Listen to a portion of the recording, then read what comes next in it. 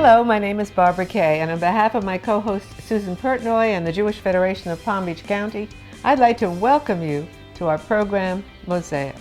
Our focus today is our Federation's Department of Israel and Global Initiatives. We'll be back with our guests and our program after this brief message.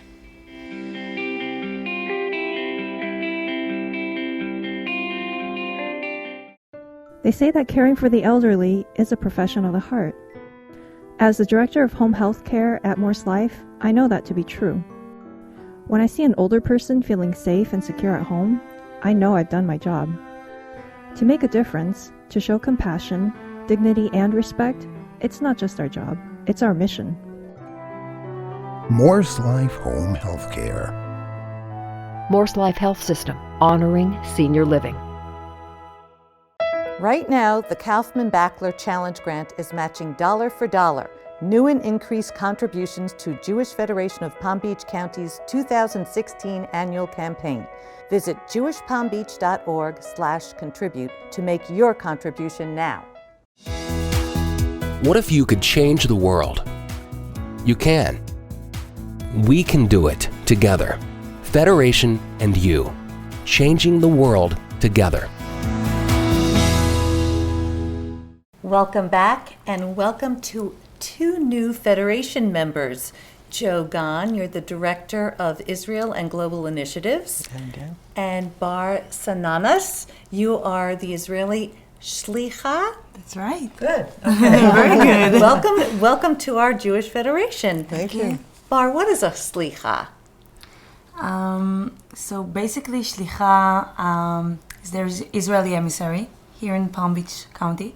And Shlichim in general, it's like a mission to bring Israel to the Jewish communities all around the states.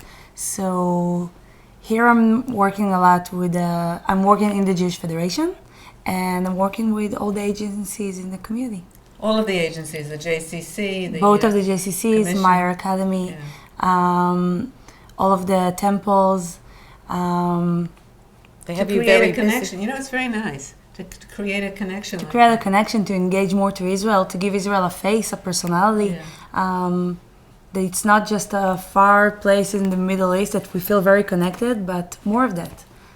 To create a personal connections between individuals, between me and the community, and I'm representing Israel, so it's very nice. It's very nice. It's very interesting. I want to ask you, you're involved with the initiatives. Yes. And the global initiatives. Yes. Now that sounds like a big job. It does. Could you explain it? You put global in anything and it sounds a little overwhelming. What we're talking about really is the peoplehood aspect of what the Federation does. So we're connecting Palm Beach with Jewish diaspora in other countries and with Israel. So we have a partnership with St. Petersburg, Russia, not Florida. We have partnership with the region in Israel, the Sahalo region in the northern Galilee. And we also have special interests in other areas. So for example, we support Ethiopian community in Ramla, which is near Jerusalem in Israel as well. So what we do is we say, we are one people. We are concerned about Jews wherever they are in the world.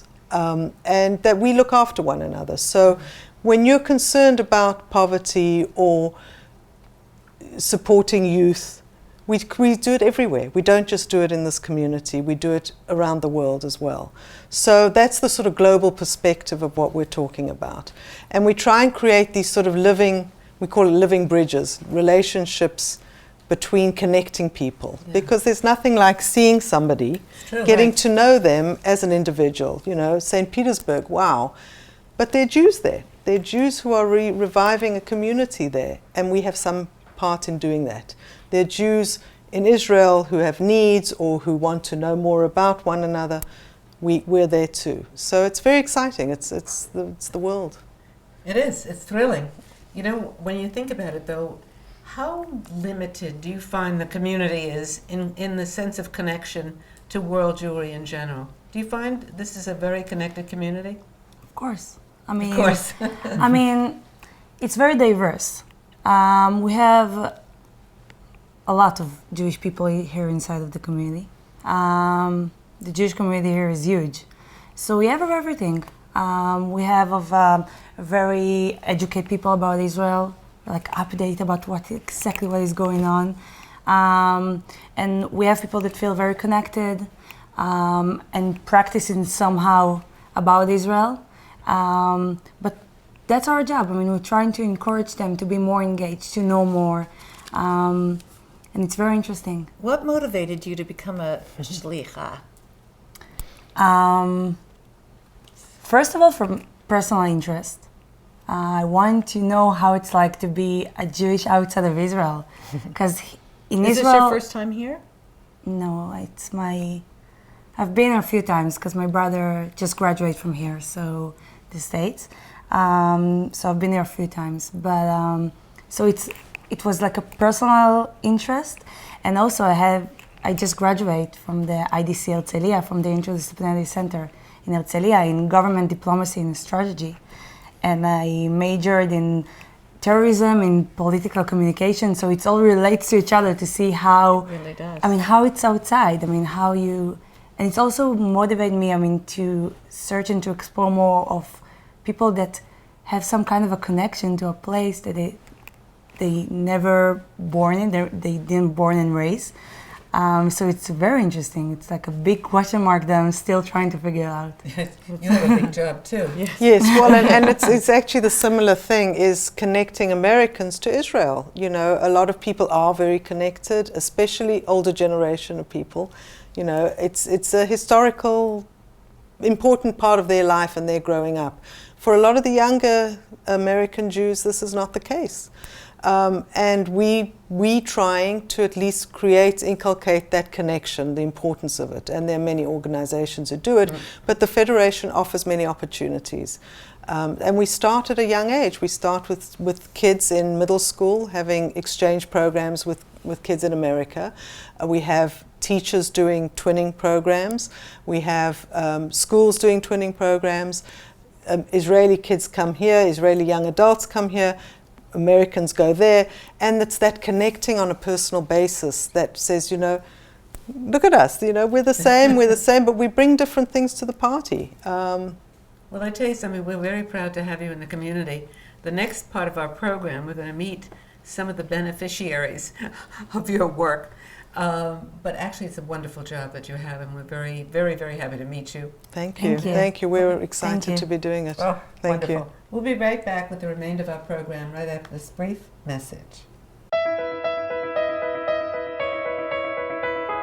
Right now, the Kaufman-Backler Challenge Grant is matching dollar for dollar new and increased contributions to Jewish Federation of Palm Beach County's 2016 annual campaign. Visit jewishpalmbeach.org/contribute to make your contribution now. It was a shock when my smart, strong husband had a stroke. His mind was agile, but everything else failed him. I didn't see how he could possibly recover. But through patience, skill, and compassion, the caregivers at Morse Life brought him back to himself. They brought him back to me. Morse Life Short-Term Rehabilitation. Morse Life Health System, honoring senior living. Community, like every gift, counts. Together, we can ensure a vibrant Jewish future. Federation and you, changing the world together. Welcome back, and welcome to you, Isaac Levy. This Thank is you. really a pleasure to have you on Mosaic. You are the president of world-renowned Evel Jewelry, and you've co-founded a school for Ethiopian immigrants called Medja Maria. Medja Maria, absolutely. Your story is so compelling, so I would like you to start from the beginning. You were born in Buenos Aires, and you emigrated to Israel at age 4? 4.5. Can you continue with your story? Sure. And came to Israel in 1963 as a young child. My father was a business entrepreneur. All he knew was, as a typical Argentinian, about meat. Oh, so right. he invested his small little fortune into a sausage factory that belonged to an Israeli guy in Jerusalem. And that Israeli guy, after 3 months, ran away with the money and left my father, as we joked years later, he left him with a sausage in the hand.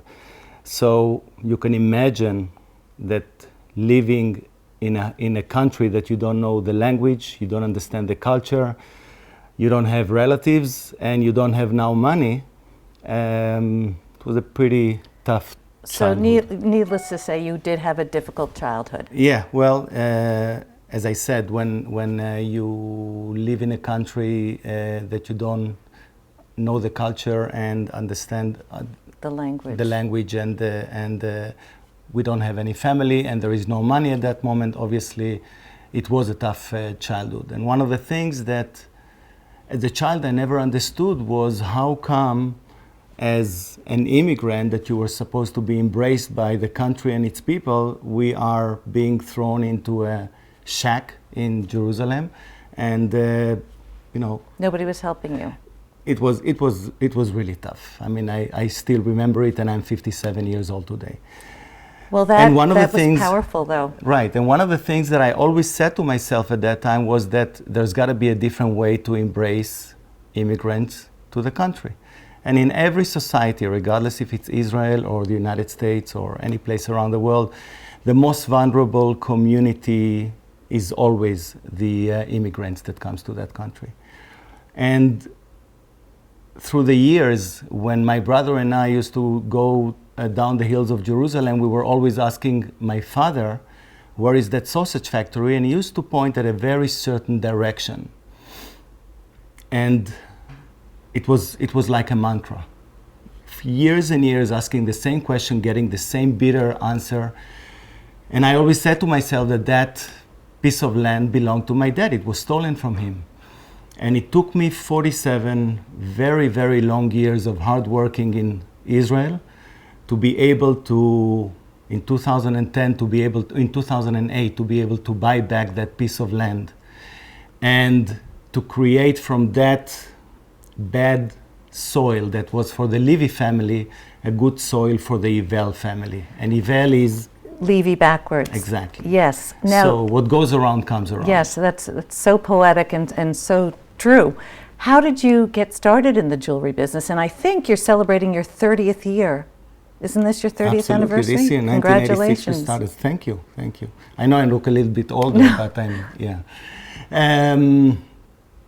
It's another very long story, but just to complete that story about Ivel, what we had done, we turned that soil to a blessed soil for over 120 families, who most of them are Jewish immigrants from 22 or 23 different countries. So in other words, we try to shift situation in Israel, and we give first preferences to For your workers. for the Jewish immigrants that comes to Israel. In other words, when we have one job and we have two candidates, one of them is a Sabra, a native Israel, and the other one is an immigrant, most likely the immigrant will get the job. And this is my way of doing what we call the Tikkun Olam. This is Repairing the world. That's my small little way of repairing the world. One of the things that I always tell the students in the school is that many years ago I was an Ethiopian myself. We came to a country that nobody was even looking at us, nobody gave us a chance, nobody even, didn't give me really the opportunity to show who I was. And if I managed to make it, I think that each and every one can make it. And this is why we decided to open a school and to dedicate it to the Ethiopian Jewish community. The reason is, when you look down below, as I said, in every community you have the most vulnerable link, which is the immigrants. Inside of that link, the most vulnerable community are the Ethiopians. And when you do a tikkun olam, when you want to repair something, you start from the bottom.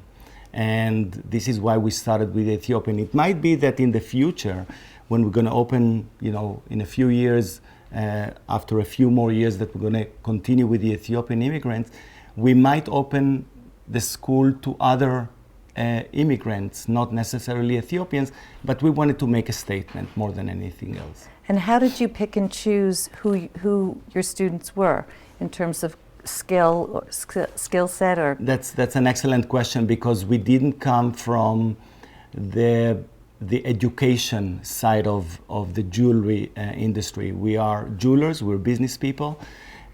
We knew what we wanted to do, but we were not sure that we can pick and choose the right students, the right people that really wants to make it. And what we had done was we really looked at the ones that had the fire in the eye, the ones that really you saw that were anxious to make it. And the results of the first year, which was the answer to all the questions, if we made it or not, if we were successful or not, was that the first year were 21 students and 21 finished the year. In other words, there were no failures, which is 100% success. They were so motivated. But you also gave them stipends, so if you had single mothers, for instance, they could feed their family and continue with school. It's very expensive to do this, to underwrite this. You know, when we started the project, it was funny because we thought that it's going to be a piece of cake. And it was good that we thought so, because if we would have understood what we were going to go through, most likely it would never happen. So I told my wife, I said, you know, we should open the school, and I'm going to go to the government, of course, and ask for help. Well, it took me a long ride to understand that there is no one to talk to. And basically, we said, okay, we'll invest the money. And we invested, you know, our seed money, which we thought that it's going to be enough. But then we realized that if you don't do transportation to the school, they don't come on time. If you don't pay them a monthly stipend, they have nothing to live out of. There was such a big, heavy expense that at that time I said, okay, I have a lot of friends who are, you know, big philanthropists, and I'm sure they're going to help us out. And I approached some of them, and surprisingly enough, I got very confused, or maybe I got them very confused, because they said, make a choice. Are you a jeweler coming to sell us some jewelry, or you're coming here to ask for money for a donation? And it was a very confusing situation. To make a very, very long story short, we got a lot of support from the Joint at the beginning, and then from the World Ort and some other federations, which helped to raise the first chunk of money to be able to continue the project. But today, when people come and ask to donate, we tell them that thank you, but no thank you. The idea is to try to reach out and change the hand from being like this to being like this, from charity to business. We want to create a generation of people, of immigrants, in this case Ethiopian immigrants, self-sustaining, that are self-sustaining and not just begging. I think that begging or asking, you know, I don't think that it's a healthy thing in the long run. We see it in the state of Israel. You know, we've been asking for too much money for too long, and I think that we're losing a little bit of our independence. I don't want it to happen to my people. You also have here tonight Daniel, pronounce his last name. Sahalo. He's a manager of the school. He's correct? The manager of the school, and he's the one who is in charge he's the link between the students in the school and the people of the world, the Susans of the world. He's the one to introduce their work and to bring back home enough work, enough sales, enough orders in order to maintain this project. This project today is based on pure sales, nothing else. When the chips are down and they need some support, Orna and I are always there. Right. But the real true idea is to reach out to them and let them be self-sustained. it's a stronger economy. It creates a stronger society in the country. It's good empowering. for you. It's empowering for everybody. Exactly. Thank you, Isaac, for being here. It's a And now pleasure. Barbara's going to talk with Daniel. Awesome. Thank you so very much for having pleasure. me here. Thank you. Welcome, Daniel Sahalo. What a pleasure it is to see you. Thank you for having me. You're kidding. I'm looking forward to meeting you. You heard in the segment before this how wonderfully well you were spoken about. I mean, he thinks you're amazing. Tell me, you have a fascinating story to tell. You came with your family out of Ethiopia and finally made it to Israel. Tell me a little bit of that segmented trip. We made Aliyah in Operation Moses in '85, and back then it wasn't legal to leave Ethiopia, so we had to escape. And people from the Jewish agency walked around the village in Ethiopia and told us to get to Sudan. And getting to Sudan, it's not taking a bus or a train, it's walking. And the moment my parents decided to do that journey, we knew it's not going to be easy, but that was a dream they passed from one generation to the next. Shana Abba Yerushalayim, next year in Jerusalem. So they had to take the chance, and we started walking. And I'm talking about 8 weeks of walking barefoot through the Sudanese desert. And a lot of the times the guide who led us to the border, they knew about our situation and they took advantage of it and asked for more money and those kind of things. And a lot of people got sick on the way because we didn't have enough water or food. I'm not even talking about medicines. And I personally lost my sister, who was in her 20s, and my niece. And they got sick of malaria, but we just buried them and kept walking. And eventually, like I said, after 8 weeks of walking through the Sudanese desert, we made it to the refugees camp of the Red Cross in Sudan. And over there, we waited for another 9 months in really bad conditions. I personally suffered from malnutrition. And they used to wait us in fruit baskets, like in the market. Really? Yeah. And they also used to give us hot milk. So until today, when I smell hot milk, I feel like throwing up. Images of that time. And but after 9 months, they told us to get ready, and they came at that night with trucks, like the cattle trucks with the fences on the side. And after a few night drive in the desert, there was in the middle of nowhere cargo plane, like a Hercules waiting. And we got no seats or anything, of course, and we got on those planes. And after a few hours, we were in Jerusalem. Oh my God, you know that, but it must have felt like some kind of miracle took place. It was, definitely. Really? Definitely. Yeah, what was the first impact, as you remember growing up when you were in Israel? Was it difficult? I mean, when I arrived to Israel, I was 5 at that time. So for the younger people, it was easier, but for the older population, it was a little bit difficult. I would imagine, yeah. In 2 ways. The first one is the religious side, because back in Ethiopia, all the community were religious, and coming to Israel and so it was a little bit kind of disappointing for them. And the second thing, and a lot more important, it's the change in their status. Back in Ethiopia, they were the leaders and in charge of everything.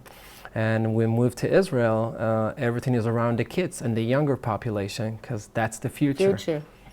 You know, it's amazing, but yet you had an extraordinary life up to this point. I mean, you went in the army, then you went to Hebrew University. That's right. Then you now become the sales manager for Medja Maria. Medja Maria, which is Genesis in Amharic. That's right. It's the beginning.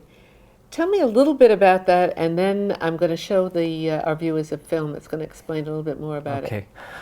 So first of all, the community in Israel, the Ethiopian community, having a good life, but not easy ones. And Isaac and Orna Levy, about 5 years ago, decided to do something that no one has done before, and they gave a trade.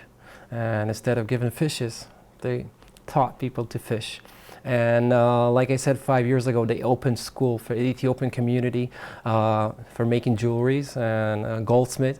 And I'm not talking about students like me in their 20s. It's people, it's single moms and older people. And we have students in their 50s.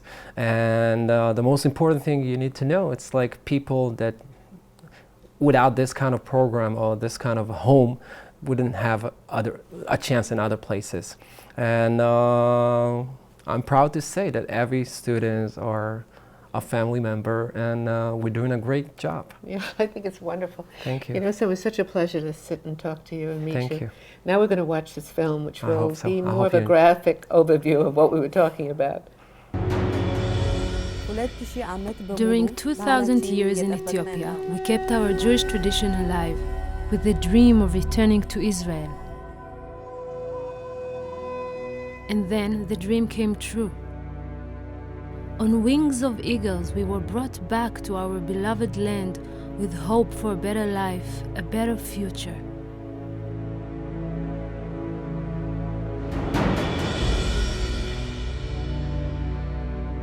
Some of us are doing well, but bridging the culture gap between Ethiopia and Israel is difficult, and many of us are still struggling. I'm one of the lucky ones. I heard about a new jewelry making school for Ethiopian immigrants, founded by Orna and Isaac Levy, and it was just about to open.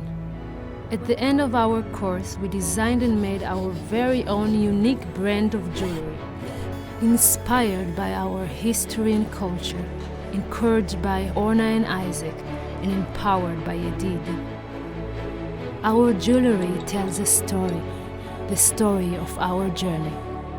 A journey born from years of hope and longing to return to our homeland, the land of Israel. We called it the Mejemeria Collection. Our goal is that it will not only generate income to help students attend the school, but it will become a self-sustaining enterprise that will enable us to employ many of those graduating the school. Imagine an exclusive jewelry company, the pride of Israel, built and managed by new immigrants from Ethiopia, just like Orna and Isaac built Ivel. What a wonderful program. The excitement and the dynamic aspect of Federation is amazing. It really is, and it's also wonderful to see the passion that individuals have in Tikkun Olam, repairing the world. Yeah, I love it. Thank you so much for being with us. Be with us again next week when we have another look into the Jewish world. Goodbye from Mosaic.